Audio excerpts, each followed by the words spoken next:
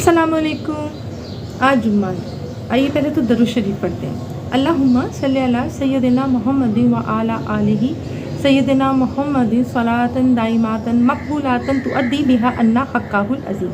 ये जो मैंने दरूद शरीफ पढ़ा है ना, इसको सलाते, इसे दरूद बीद कहते हैं, यानी कुएँ वाला दरूद शरीफ, और इसकी बहुत फजीलत है।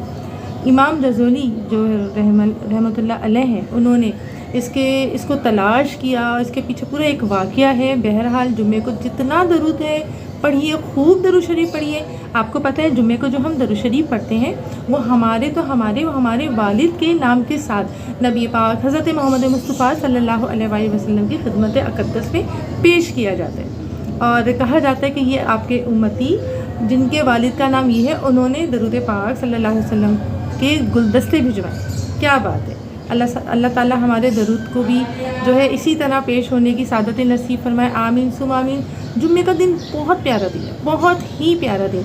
मेरे वालिद साहब तो इतना एहतमाम करते थे, ऐसा लगता था ईद है। अच्छे कपड़े पहनो, नहाओ धो, सुरमा लगाओ, और इतनी कोई तंबी हो रही होती थी कि आप यकीन करें अगरबत्ती जल रही है, खाना बेहतरीन पकना है, और जुम्मे की नमाज़ पढ़ के आते हुए अच्छा सा कोई फ्रूट वगैरह लेकर आ रहे होते थे, दही ऑब्वियसली ला रहे होते थे, उसकी हम लस्सी वगैरह बना लिया करते थे।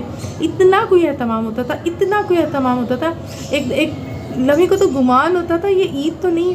लेकिन बहरहाल ये चीज़ें जो है ना, ये बच्चों की मेमोरी में एब्जॉर्ब पेनिट्रेट हो जाती हैं। अब मैं एक मदर हूँ, मेरी भी कोशिश होती है कि मैं जुम्मे को इस एक as a very bless special दिन के तौर पे अपने बच्चों के आगे रिकग्नाइज़ करूँ। मैं उन्हें बताऊँ इसकी फजीलत क्या है, मैं उनको बताऊँ कि इस दिन खाली आपने ये नहीं कि मैं बेटा है तो उसे मस्जिद भेजिए और शोहर को मस्जिद भेजिए, बल्कि मैं उनको ये भी बताऊँ कि आपने इस दिन बहुत दुरूद शरीफ पढ़ना है, आपने सूरह कहफ को पढ़ना है। सूरह कहफ की जो फजीलत है इस दिन के लिए क्या है कि जिस घर के अंदर सूरह कहफ पढ़ी जाती है, ख़ास तौर पे जुम्मे के दिन, ठीक है, उस घर से अल्लाह सुब्हानहू ताला के ने जो ये आसमान बनाए यहाँ तक नूर ही नूर होता है।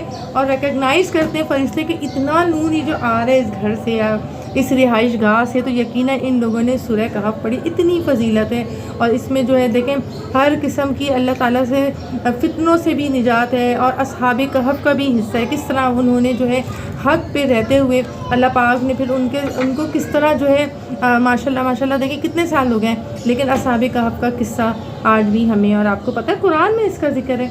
तो जुम्मे को बहुत अच्छे से मनाइए, अपनी नमाज़ों का एहतमाम अच्छे से करिए, खुशू व खुजू के साथ, और दुरूद के गुलदस्ते तो नबी पाक सल्लल्लाहु अलैहि वसल्लम की खिदमत में खूब ही पेश